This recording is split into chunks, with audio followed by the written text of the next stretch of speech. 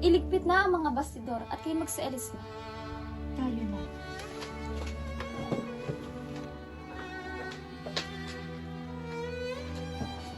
Hulya, maaari bang patingin ang iyong binuburda? Huwag na, Tenyo. Huwag mo munang tingnan. Masama ang pagkakayari sa isang araw na lang. Maaari bang ang mga kamay na ito ay gagawa ng hindi maganda?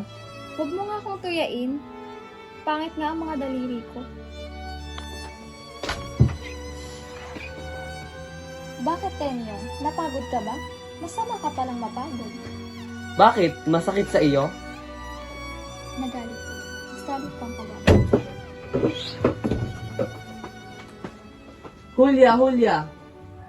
Hulya, patawarin mo ako.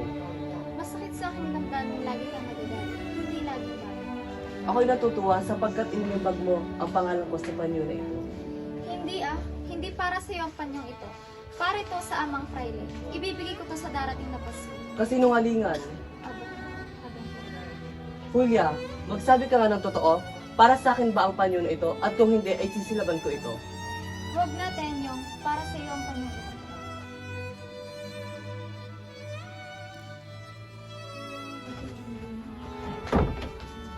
Huya, nakita mo ba ang baro kong makato? Hindi po ina. Mamantay niyo. O, napapano ka, Lucas? Dinakip po ang iyong tatang ng voluntaryong Santa Maria. Di yata't dinakip ang aking tatang. Opo, dadalhin daw po sa Bulacan. Tiya, ako'y paparoon muna. Susundan ko si tatang. Sandali at kami ay sasama. Hulya, magtabis ka muna. Sige po ina. Kapitan Luis, maraming tao yon. Masan po yata amo? Marahil masun kung hindi filibustero sapagkat kung magsulat ang kabayo. Hindi po ako kabayo. Marcelo, si Kapitan Peter at si Kapitan Miguel ay huwag mong kakalimutan bigyan ng rasyon. Masusunod po. May buhay po sa po yata si Kapitan Ingo. Marcelo, si Kapitan Ingo ay huwag mong kakalimutan araw-araw paluin, ibibilad at huwag bibigyan ng magandang tutulugan. Maraming palo. Masusunod po amo.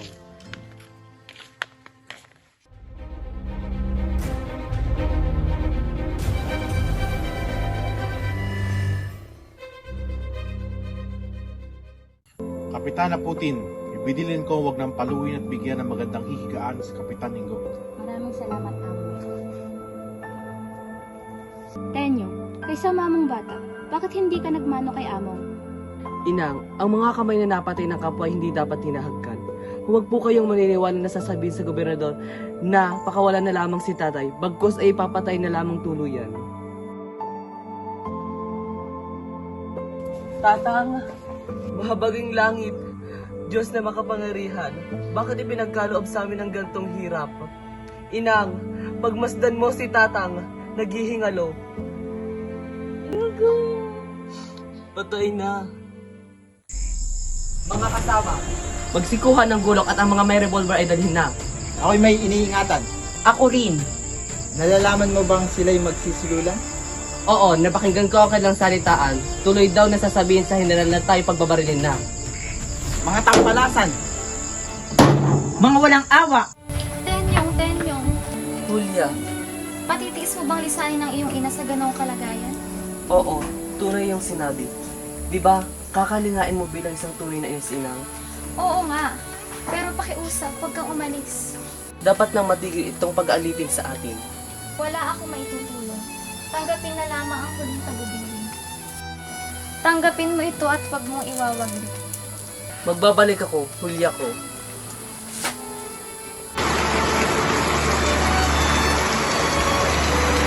Hulya, napagod ka na kita.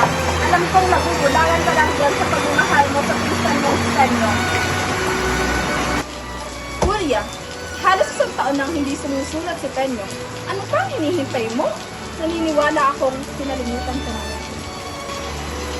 Inang, hindi po totoo iyan. Mahal po ako ni Tenyong at hindi niya kayang limutin ako.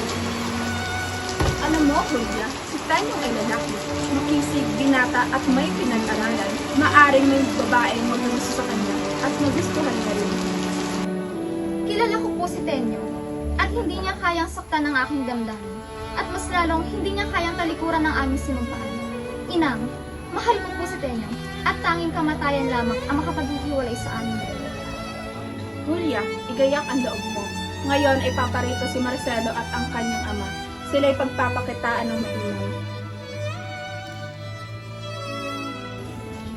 Inang, babalik si Tenyong. Ipinapangako ko babalik siya. Monica? Monica? Po?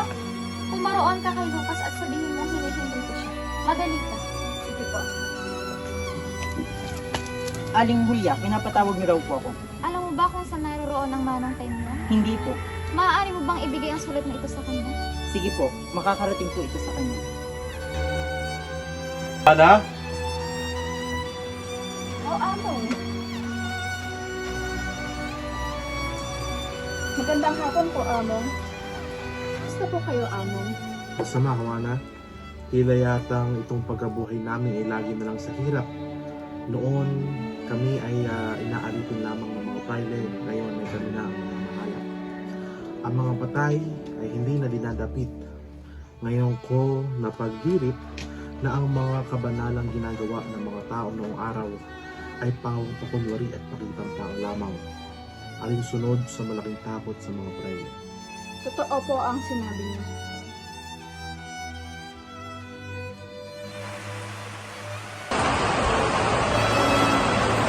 Ay, Aling Julia. Ay, malapit na po. Alin ang malapit?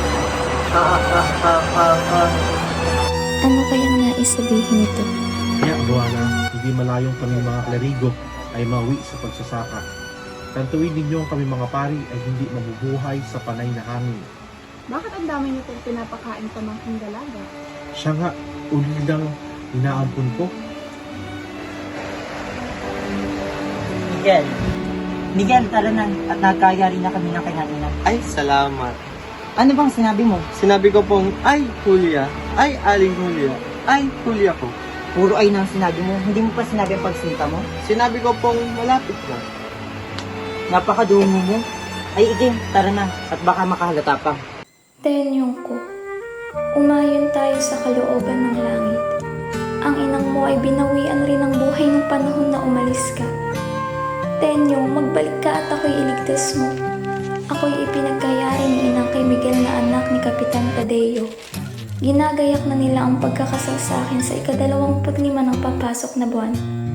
Magmadali ka, mahal ko. Huwag mo akong pabayaan.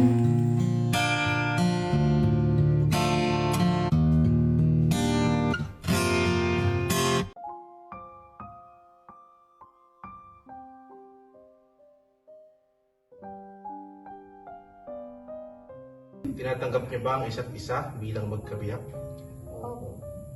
May tumututol ba? Julia! Julia! Nandito na si Tenyong! Tenyong! Ano nangyayari sa'yo? Halika na, Julia. Huwag mong lapitan yan. Ayoko po! Kura, hayaan niyo po muna magpakasal si Tenyong at Julia. Kasi malapit naman na po siyang mamatay. Hindi maaari.